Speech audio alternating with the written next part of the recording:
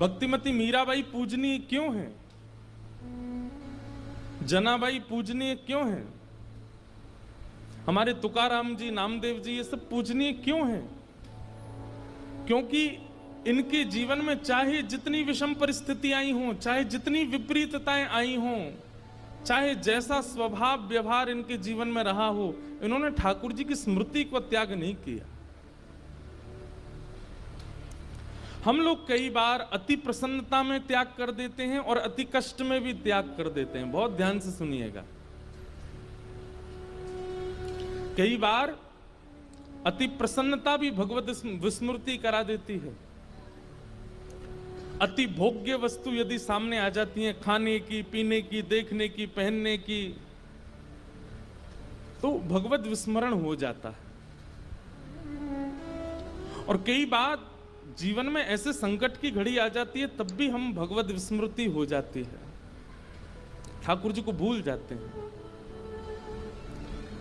लेकिन चाहे जैसी स्थिति आई हो जीवन में, मीराबाई ने ठाकुर जी को भूला नहीं।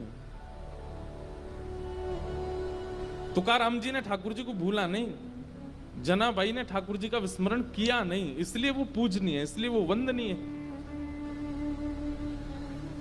हमारे आपका जीवन भी ऐसा हो जाए कि प्रत्येक दिन भगवत स्मृति तो बने। अब आप ये सोचिए कि ठाकुर जी के नाम से ज्यादा महत्वपूर्ण हमारे लिए चाय हो गई है, रोज पीते हैं। ठाकुर जी के नाम में रुकावट हो जाएगी, लेकिन चाय में नहीं होती।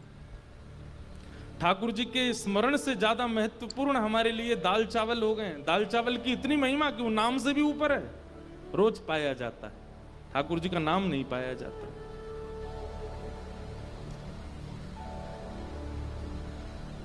व्यक्ति ने बिना किसी गुरु की आज्ञा के रोज चाय पीने का नियम तो रख लिया, लेकिन गुरु की आज्ञा होते हुए भी कभी भगवत स्मरण का नियम नहीं बनाया, ठाकुर जी की स्मृति का नियम नहीं बनाया। ये कितना बड़ा दुर्भाग्य है। बहुत ध्यान से सुनिएगा।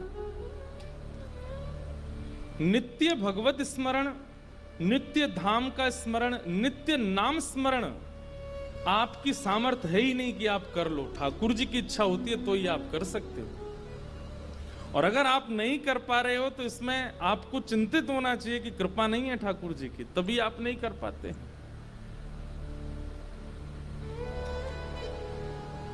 और ठाकुर जी की कृपा के लिए आपको उनके योग्य बनना पड़ेगा, और उनके योग्य बनने के लिए कथाएं सुननी पड़ेंगी।